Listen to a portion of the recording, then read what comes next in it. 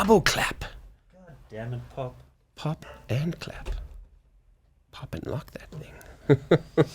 Okay, so we are back for our review of Doctor Strange in the Multiverse of Madness.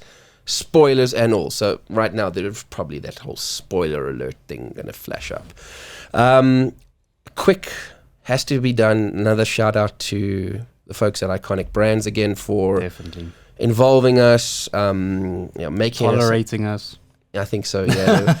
Especially when that one part where it was like, Warren, just help me announce this thing. And I like grabbed the mic and I think I had like 2 minutes and I went way past that. Everyone's like, we want to watch the movie. Oops. So thank you again, Michelle and team, for tolerating and involving us and just working with us. We just humbled, but just so excited and thrilled to have this relationship and partnership going. We spoke about the experience and stuff in our last video, so check that out if you want to see that. Check out the previous video to that where you'll see just a whole bunch of the experience, the behind the scenes, the cosplaying, the interviews, all of that good stuff. Let's dive into it. Let's dive into this particular movie. And I know you had some gripes. We spoke about experiential ones from the cinema and the sound. Let's talk more about the actual thing itself.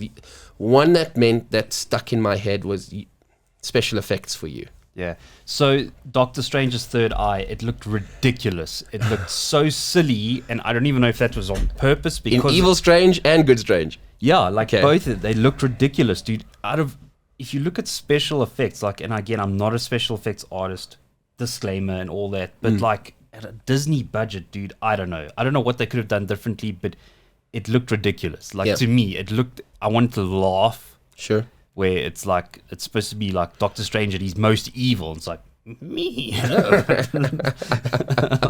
I don't know, man. So that is everything else. Like I said, the sorcery and the spells and the runes and Scarlet Witch's stuff and all that was amazing. Sure. But I mean, that is fantasy, and I know that's more realism, but I don't know. It didn't sell me. I didn't buy it. I was like, okay.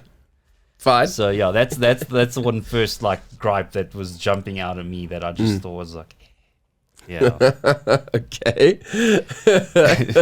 Anything else? Well, it's, like I said, that's visual effects, but let me try the reveal of the Illuminati. And I think this is going to be the main big part of our conversation. I've got some thoughts too. It's just. So what I said in the previous videos, I said there was things I felt, and I'm happy for you to correct me and be like, no, Mark, you've missed something, because then cool. But it's Scarlet Witch's motivation, and like I said, you got to watch the series, and sure, she's torn and she wants her kids, but if she's so powerful, which we've been waiting for, we've been asking for, Marvel to level her up. But why don't she just create kids in this universe and live happily ever after? To me, it throws out all the motivation of tearing apart everything, Yes, but for me, it's they're not real. That's the thing, and that's what the one of the key things from WandaVision was. She was bending reality, but it wasn't real. It wasn't reality, if you get what I mean. She was going after real, in one multiverse, somewhere in the multiverse, they were real. Yeah. Somehow her and Vision managed to get together, and she had them there. Yeah. That's the only thing I can think of for me. That would make sense. And which begs for me, expanding on your question. So, okay, was that the only universe where she did have them? Were there not kids in other ones? Maybe a fun twist is she goes to a universe where they're there, but they're inherently evil, as an example. So I can't have those ones because those ones they're evil. These are the good, wholesome. I don't know. I'm just throwing it out there.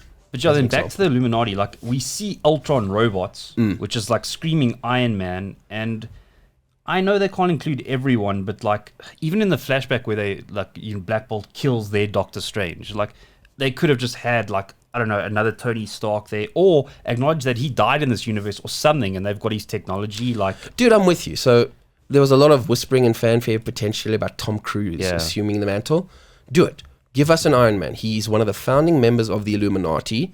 Give us Iron Man. On the same note, yay, we got a Reed Richards. It was amazing. Krasinski, all the whispers and stuff, and he just comes out of like this little teleport portal thing, and it's John Krasinski, he's Reed Richards. Yeah. Amazing.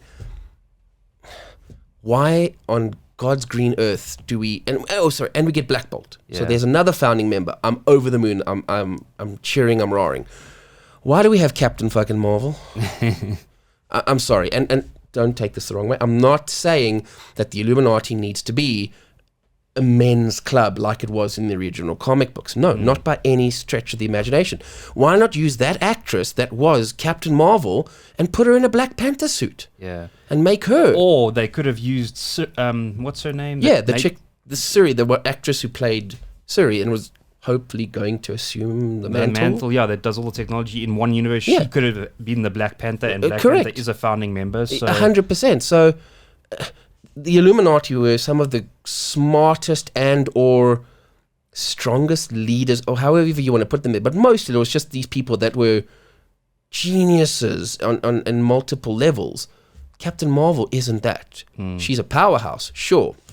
But yeah, she's not a Namor. She's not a Black Bolt. She's... Namor would have been cool. Namor would have been amazing. I was hoping for a Namor. Why did we get a Namor? You know what I mean? You've gone so far as to give us a flipping comic book accurate Black Bolt and a Reed Richards. Give us Namor. Yeah. I mean, I get it. The whole Peggy Carter thing because of the recent what ifs and everything. I thought that was cool for anyone who watched that animated show. Yeah. Awesome. So I don't have an issue with the Peggy Carter, but if I had the choice, Namor. And I would have been happy if it was a female Namor. Yeah. Just give us, make it, you've gone this far down the bringing the original characters of the Illuminati. Just stick to it. Because that's exactly what you said is so true, and I didn't even think about it. It's like, it's the smartest people that minds together to run the world, essentially. And Black change even Panther's up universal there. of it. 100%. T'Challa he's no slouch. He's no idiot. And taking that one step further, again, Scarlet Witch versus Reed Richards, the smartest person in any universe. Yeah, you stole the words out of my mouth. And I was getting there. And the way they did, I was just like, not a chance. There's no way in hell Reed Richards is going to try and stretch and or wrap himself around her. He knows, and he says it several times, we know we're geared for her. I was expecting him to have some kind of awesome tech interdimensional trap to just encase and house her. That doesn't happen. Yeah. So, and then there's, I know you're going to agree with me on this again. So I'm going to separate these. Story, not so much. The way they filmed it and the everything was really cool. Yeah. How she takes out Xavier, but not a chance either in his domain, in his correct. Not so easily. I'm like no. Yeah. Just like and it was a cool horror scare. Like I said, the neck snapping. Definitely. Thing, yeah. But I don't know. I struggle with that. For me, I wanted more epic, and there was grounds for more epic psychological battle. Xavier gets her. The good Scarlet Witch persona out, and the two of them battle the evil one in such a way, and maybe somehow at some point she manages to one up herself, and in a fleet of Xavier trying to save the good side. That's where she gets him. Yeah. His focus from her gets shifted. That's where she gets him. Not the way they did it. So I was just like, yeah, more work needed to be done there. Yeah. And I felt that, yeah. So those are my primary gripes.